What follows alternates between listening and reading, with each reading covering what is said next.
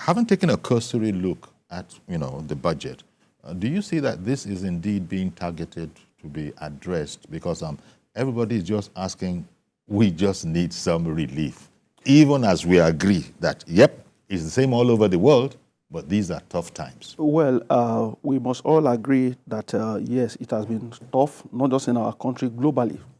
But the good thing about the situation here in our country is that in the face of the hardship, we are seeing hope.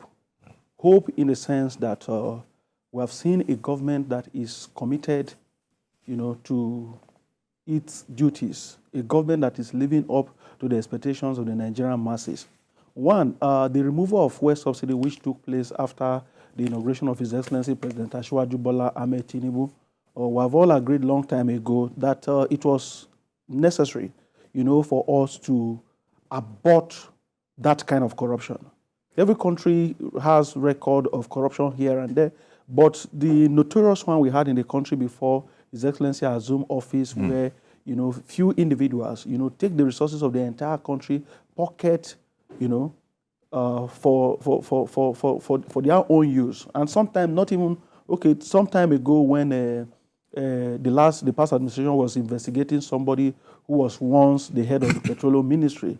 We saw dollars stashed in their homes, diamond rings, when people are actually suffering. So what this current administration has done is to remove fuel subsidy so that this money, savings from this money, can be used to develop the country, provide infrastructure, intervene in the health sector, build roads, improve on our schools, and so on and so forth. And back to the 10th House of Representatives, our legislative agenda. You see, when His Excellency, the President of the country, brought the budget, in his budget speech, he made statements that are in tandem with our legislative agenda. And one of those statements, takeaways from that statement, which His Excellency, the Right Honorable Tajuddin Abbas, equally pointed out, the issue of the masses' welfare.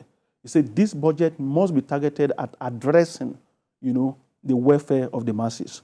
We in the 10th Assembly are committed, religiously committed, to the welfare of the Nigerian masses. We want to see improvement on our constituent. Indeed. We want to see life being transformed from where it is today. And that's why if we go back to the popular song by one of our musicians, the one that says suffering and smiling, this time around, if we are passing through this phase as a sacrifice for the great future that awaits us, one won't be wrong, to say, yes, it is right to suffer and smile. It's just temporary.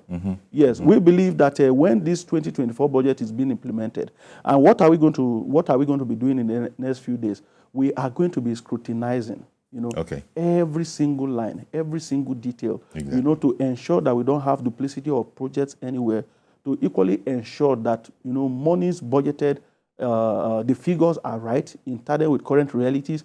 And as a parliament, because it is our duty as representative of the people, to make adjustments. So where we see that the figures are too high, we're going to make sure that we reduce them.